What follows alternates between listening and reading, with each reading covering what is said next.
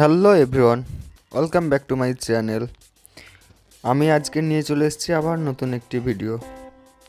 আজকে আমি আপনাদেরকে দেখাবো মুর্শিদাবাদের বিখ্যাত ফারাক্কা ব্রিজ। ফারাক্কা ব্যারেজ আমি আপনাদেরকে পুরোটাই দেখাবো, ভিডিওটা স্কিপ করবেন না, এন্ড পর্যন্ত দেখবেন। এখন ট্রাফিকে আটকে আছি, আপনাদেরকে পুরো ভিডিওটাই দেখাবো। বাসে অনেক ভিড় না, সেরকম ভিড় নাই।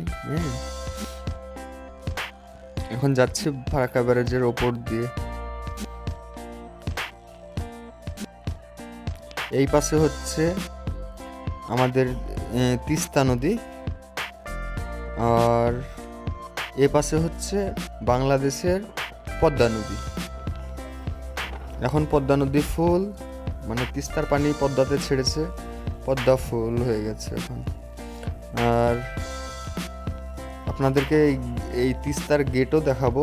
তিস্তার গেট থেকে যে বাংলাদেশের পদ্মাতে পানি ছাড়ে, এই গেটটাও আপনাদেরকে দেখাবো। আর ওই সামনে বাইপাসের জন্য ব্যারেজ তৈরি হচ্ছে। এখনও পর্যন্ত 80% ব্যারেজের কাজ হয়ে গেছে, বাকি 20% কাজ বাকি আছে। আর এই দেখেন, ট্রেনও যাচ্ছে, বাসও যাচ্ছে, ট্রাকও যাচ্ছে, মানুষও চলাফেরা করছে একই ব্যারেজের ওপর দিয়ে। কি সুন্দর দৃশ্য! হয়তো এরকম অনুভব আমি আগে কোনোদিন কোথাও পাইনি। এত বড় ব্যারেজ আর এত সুন্দর। এগুলো হচ্ছে গেটের একটা করে পিলার। আর এদিকে এই যে প্রচণ্ড মানে পানির স্রোত, মানে এদিক থেকে গেট খুলে দিয়েছে তো এর জন্য। আর এগুলো হচ্ছে গেটের একটা করে পিলার। খুব সুন্দর দৃশ্য। আর একটা জিনিস হচ্ছে ওই যে আমাদের গঙ্গা, যাকে বলি গঙ্গা নদী। তো ছোটবেলায় ভাবতাম যে গঙ্গাতে এত স্রোত কেন। পানি তো সমতল আছে, কিন্তু এত স্রোত কেন? কোনোদিন ভেবে পেতাম না। কিন্তু আজকে আমি আপনাদেরকে দেখাবো গঙ্গাতে স্রোত কেন হয়।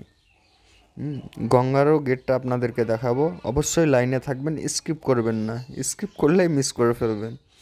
কেননা বাস তো আর আমার জন্য থেমে থাকবে না, এর জন্য। এটা হচ্ছে তিস্তা নদী।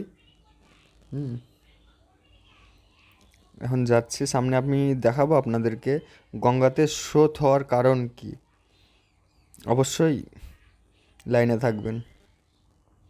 এখন যাচ্ছি, সামনে আছে গেট, ওই গঙ্গার গেট, যেখান থেকে তিস্তা নদীর জল ছাড়া হয়।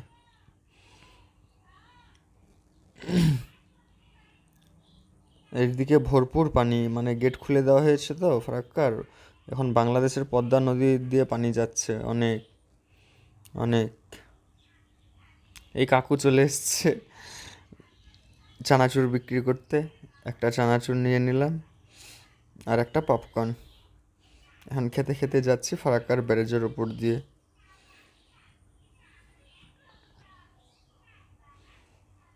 আপনাদেরকে দেখাবো ওই গেটটা, যে গেট দিয়ে গঙ্গাতে পানি ছাড়া হয়। চলে এসছি, আর একটু বাকি আছে। অনেক বড় ব্যারেজটা, অনেক বড়। এখনো পর্যন্ত 4 মিনিট হয়ে গেছে, তারপরেও ব্যারেজ শেষ হয় নাই। আর এই যে ঢাকনাগুলো এক একটা করে খোলা আছে, এগুলো হচ্ছে গেটের এক একটা পার্টস। এখন হালকাভাবে মানে পানি ছাড়ছে তিস্তা থেকে পদ্মাতে, এর জন্য। এখানকার একটা ফুল খুলে দিয়েছে, মানে এখন পানি পদ্মাতেই যাচ্ছে। আর ওই যে সামনে আমি জুম করে দেখাচ্ছি আপনাদেরকে, এই যে পানি নামছে নিচের দিয়ে, এই পানি যাচ্ছে আপনার গঙ্গাতে। এই গেট দিয়ে গঙ্গাতে পানি যায়, এর জন্যই স্রোত তৈরি হয় গঙ্গাতে।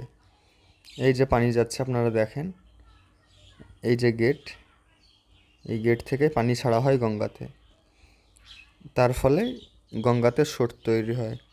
তো আপনাদেরকে ভিডিওটি ভালো লাগলে অবশ্যই চ্যানেলটিকে সাবস্ক্রাইব করবেন, লাইক কমেন্ট শেয়ার করতে ভুলবেন না। থ্যাংক ইউ, ধন্যবাদ।